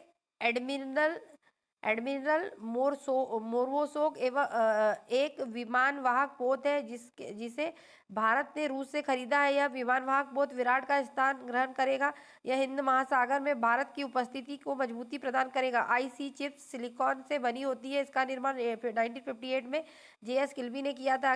के कंप्यूटर जापान द्वारा विकसित सर्वाधिक तीव्रता के साथ चलने वाला कंप्यूटर। इसकी गति 8.3 पेंटाफ्लॉप्स प्रति सेकंड है। सागा 220 इसरो द्वारा विकसित भारत का सर्वाधिक तेज गति से चलने वाला सुपर कंप्यूटर है, जिसे 2 मई 2011 को विक्रम साराभाई अंतरिक्ष केंद्र में स्थित सतीश धवन सुपर कंप्यूटर प्रयोगशाला में स्थापित किया गया। कंपनी और उसके मुख्यालय। वोडाफोन का मुख्यालय यूनाइटेड किंगडम लंदन में है। एडोब का कैलिफोर्निया में है। सिस्टम का अमेरिका में। सैमसंग का साल्वोस दक्षिण कोरिया में है। हेवलेट पोकर का पोर्लो आल्टो अमेरिका में है। हिटाची चियोडा टोक्यो में है। आईबीएम का अरमांक अमेरिका में है। सोनी का और तोशिबा का मिनाटो जापान में है। पैनासोनिक का कार्डोमा जापान में है। डेल का रॉक अमेरिका में है। वालमार्ट का अमेरिका में है। नोकिया का ईसापुर फिनलैंड में है। लेनोवो का बीजिंग चीन में है। फिलिप्स का एसरडम नीदरलैंड में है। और एसर इन का न्यू ताइपेई ताइवान में है। याहू का सन्नीवेल अमेरिका में है। गूगल का माउंटेन व्यू अमेरिका में है। मित्सुबी का टोक्यो जापान में है। कोडक का रोचेस्टर अमेरिका में है। पुंजी फिल्म का टोक्यो जापान में है। इंटेल का सेंटा क्लारा अमेरिका में है। कैनन इनका ओतुकू जापान में है। एप्पल इनका कपुरटिनो अमेरिका में। माइक्रोसॉफ्ट का रेडमॉन्ड अमेरिका में है। अब कोरोनोग्राफ अंतरिक्ष में उड़ने वाले तूफानों की पूर्व जानकारी उपलब्ध कराने वाले उपकरण को कोरोनोग्राफ कहते हैं। इनकी उपकरण की क्षमता की सहायता से सूर्य से 9 बड़े तूफानों का पता लगाया गया, जिन्हें कोरोनल मास इंजेक्शन कहा जाता है। पॉलीग्राफ झूठ बोलने वाले व्यक्ति की वाली मशीन को पॉलीग्राफ कहते हैं। झूठ पकड़ने वाली मशीन को पॉलीग्राफ कहते हैं। पॉलीग्राफ मशीन, यह मशीन शरीर से होने वाली 4 भौतिक गतिविधियों का एक साथ ग्राफिक्स तैयार करती है। यह मशीन इस सिद्धांत पर आधारित है कि मनुष्य के दिमाग में जो कुछ होता है उसका प्रभाव भौतिक गतिविधियों पर अवश्य पड़ता है। फैक्स, इसका पूरा नाम फॉर अवे जेरोक्स है। इसे एक स्थान से दूसरे स्थान पर जेरोक्स कॉपी भेजा जा सकता है। रेवा भारत की प्रथम बैटरी से चलने वाली कार है। जी एजेंट यह एक प्रकार का रसायन है जिसका उपयोग दूध में मिलावट का पता लगाने में किया जाता है। री एजेंट का यह रसायन में एक बूंद का प्रयोग करके मात्र 1 ही सेकंड में पता चल जाता है कि दूध प्राकृतिक या सिंथेटिक है। सीडी स्ट्रीम, यह सरसों के तेल में बटर येलो को मिलावट की जांच का के लिए विकसित की गई एक तकनीक है। इस तकनीक के तहत मिलावट की जांच हेतु रसायन युक्त एक छोटे से कागज पर एक बूंद डालने के बाद यदि वह गुलाबी हो जाए तो तेल, बटर, येलो की मिलावट की पुष्टि हो जाएगी। सार्स रहस्यमय निमोनिया के रूप में चर्चित घातक बीमारी सार्स यानी सीवर एक्यूट रेस्पिरेटरी सिंड्रोम के विषाणु को पैरामिक्सोवायरस के रूप में चिन्हित किया गया, जो कोरोना वायरस के परिवार से संबंधित है। इससे रोगी को निमोनिया जैसे लक्षण दिखाई देते हैं। लगातार खांसी आने और सांस लेने में तकलीफ बनने के कारण रोगी की मृत्यु भी हो सकती है।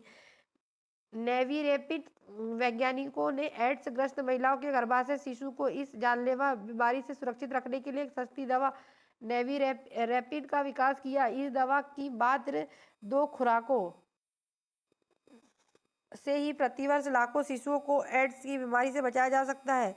शिशु को यह दवा 18 माह की आयु तक दी जा सकती है। अमेरिका बहुराष्ट्रीय कंपनी मोनोसांटो ने कृषि जगत के विकास के लिए कीट प्रतिरोधी क्षमता वाले कपास को बीटी तैयार किया, उसने वेरिलस थुरिजिएंसिस बीटी जीवाणुओं को इसके लिए कपास के आंतरिक में अंकित किया। इस बायोटेक्नोलॉजिकल रिसर्च की मदद से आलू, टमाटर तथा सरसों के कीट प्रतिरोधी बीज तैयार कर लिए गए हैं। हाइब्रिडोमा तकनीक का विकास 1975 में डॉक्टर मिलस्टोन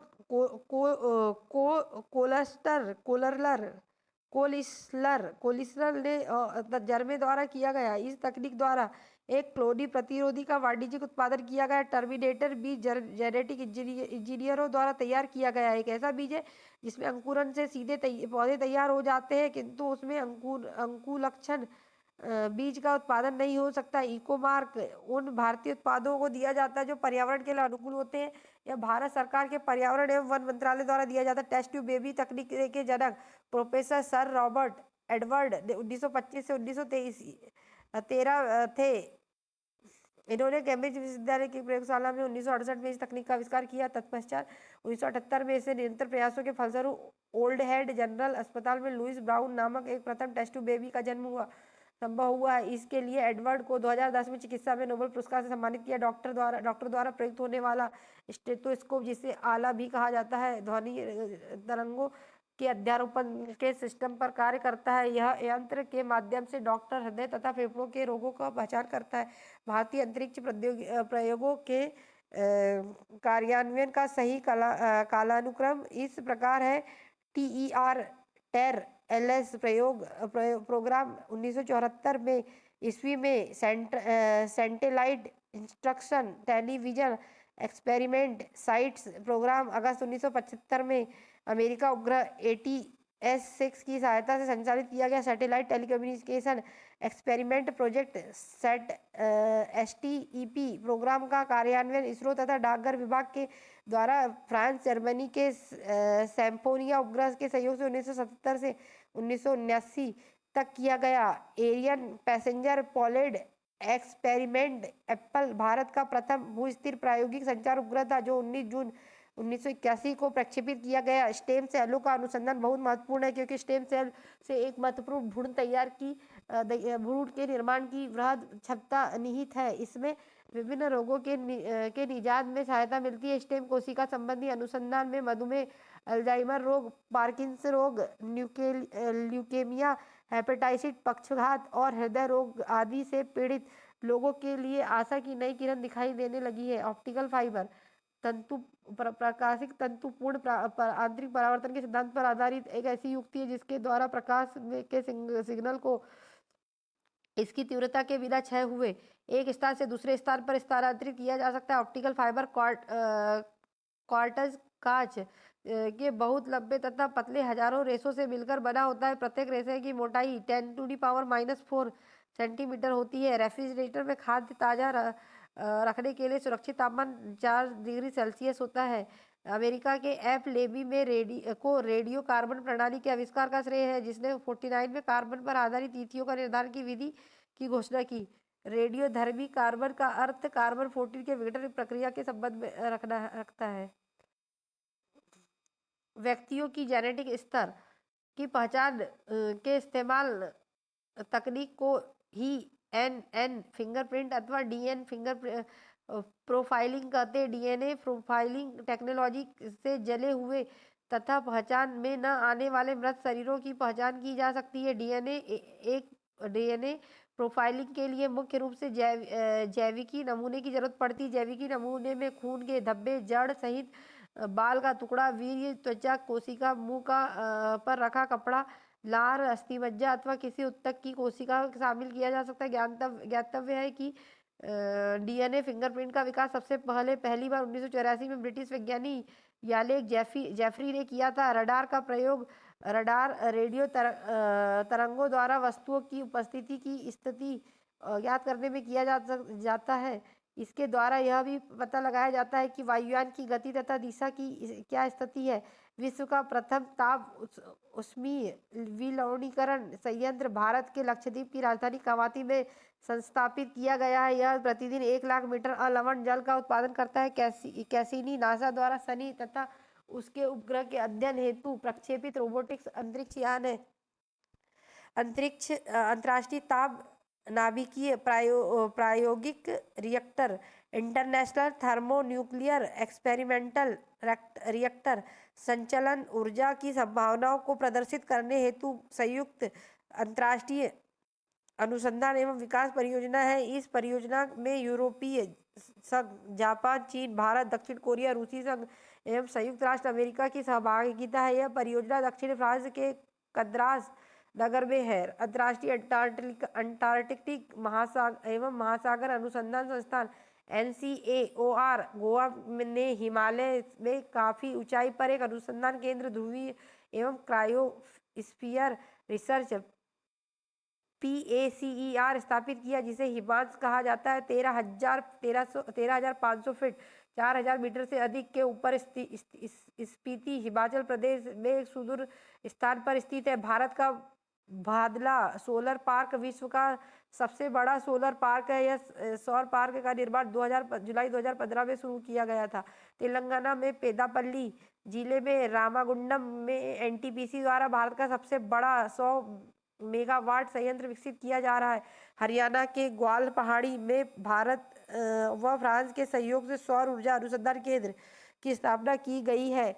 यह राजस्थान के जोधपुर जिले में एक सौर तापीय ऊर्जा केंद्र की स्थापना की गई है। अक्षय ऊर्जा के इस्तेमाल को बढ़ावा देने के और एक कदम बढ़ाते हुए दीव मार्च 2018 में प्रारंभ सौर ऊर्जा से 100% विद्युत 100% चलने वाला देश का पहला केंद्रीय शासित प्रदेश बन गया। गौरतलब है कि दीव का क्षेत्रफल 40 वर्ग किलोमीटर है। जमीन की कमी के बावजूद 550 एकड़ से भी अधिक जमीन पर सोलर पावर प्लांट लगाए गए हैं। प्रमुख आधुनिक आविष्कार एवं आविष्कारक LED के आविष्कारक है नील होले डियाक, बसीरगढ़ का जेम्स पकल, मोबाइल फोन का मार्टिन कपूर, जेट इंजन का फ्रैंक व्हिटले, लेजर का TH मेमन, परमाणु बम का J रॉबर्ट ओपनहियर, प्रक्षेपास्त्र का वर्नर वॉन ब्रान, हाइड्रोजन बम का एडवर्ड टेलर, न्यूट्रॉन बम का Samuel T Cohen, electronic computer का एकर्ट एयर मार्सली, सुपर कंप्यूटर का H कैबरलिंथ। अब आगे बढ़ेंगे कुछ प्रमुख आधुनिक आविष्कार एवं आविष्कार टेलीविजन का JL बेयर्ड, रडार का आधुनिक Taylor and Young, gas engine का डैमलर, डीजल इंजन का रूडोल्फ। कुछ प्रमुख संस्थाएं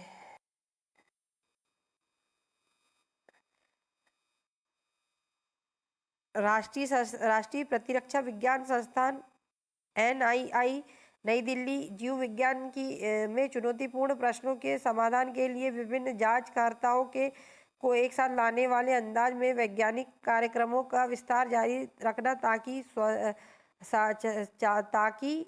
स्वास्थ्य सेवा में सुधार हो सके। राष्ट्रीय कोशिका विज्ञान केंद्र NCCS पुणे, इसे केंद्र में अपने PhD कार्यक्रमों में युवा वैज्ञानिकों की प्रतिभा और शोध शोधार्थियों को बढ़ावा देने में और संरचनात्मक जीव विज्ञान, स्टेम सेल जीव विज्ञान के अत्याधुनिक अनुसंधान के क्षेत्रों में काम करने की नई पहल है। डीएनए फिंगरप्रिंट हैदराबाद एवं निदान केंद्र CDFD यह कृषि एवं प्रसंस्करण उत्पादों को कृषि जिन्सों के नमूने की शुद्धता जांचने की सेवा प्रदान करता है।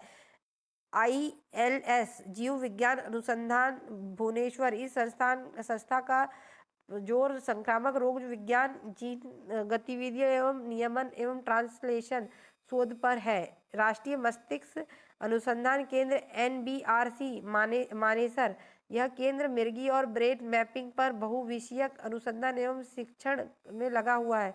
राजीव गांधी जैव प्रौद्योगिकी केंद्र RGCB तिरुवनंतपुरम यह केंद्र गंभीर रोगों के जीव विज्ञान, तीव्र रोगों के जीव विज्ञान तथा रोग जैव प्रौद्योगिकी के संबंध में अनुसंधान कार्यक्रमों पर काम कर रहा है। जैव संसाधन एवं सतत विकास संस्थान IBSD इम्फाल यह संस्थान पूर्वोत्तर क्षेत्र में सामाजिक आर्थिक विकास के लिए जैव संसाधनों के संरक्षण एवं सतत उपयोग में लगा हुआ है। राष्ट्रीय जैव चिकित्सा प्रणाली जीनोमैटिक संस्थान NIBMG यह संस्थान स्वास्थ्य एवं रोगों के लिए जीनोमैकी में तीव्र लाने तथा रोगों एवं स्वास्थ्य संबंधी लक्षणों की जानकारी देने वाले जीनोमिक प्रमाण तलाशने में जुटा है। क्षेत्रीय जैव प्रौद्योगिकी केंद्र RCB राष्ट्रीय पशु जैव प्रौद्योगिकी RCB फरीदाबाद यह केंद्र विविध विषयों में विश्व स्तरीय शिक्षा प्रशिक्षण मुहैया करा रहा है। राष्ट्रीय पशु जैव प्रौद्योगिकी संस्थान NIAB हैदराबाद यह संस्थान ने संक्रामक रोगों बुसेलोसिस, थाइलेरियोसिस और बेप्सियोसिस, न्यूकैलस disease virus NDV, leptospirosis, toxoplasmosis, mastitis,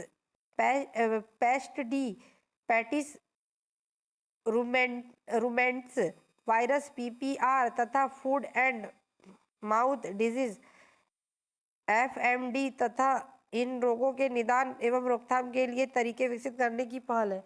राष्ट्रीय कृषि खाद्य जैव प्रौद्योगिकी संस्थान नामी मोहाली यह केंद्र उसी स्थान पर बायोटेक कल्चर बनाने के लिए अनुसंधान कार्यक्रमों में प्रौद्योगिकी जुटा रहा है। तो हमारा विज्ञान और प्रौद्योगिकी का यह मैराथन क्लास आज खत्म होती है। आगे हम पर्यावरण और पारिस्थितिकी पढ़ेंगे, तो हमारे साथ बने रहिए। हमारे चैनल को लाइक करिए, सब्सक्राइब करिए और शेयर करिए। धन्यवाद।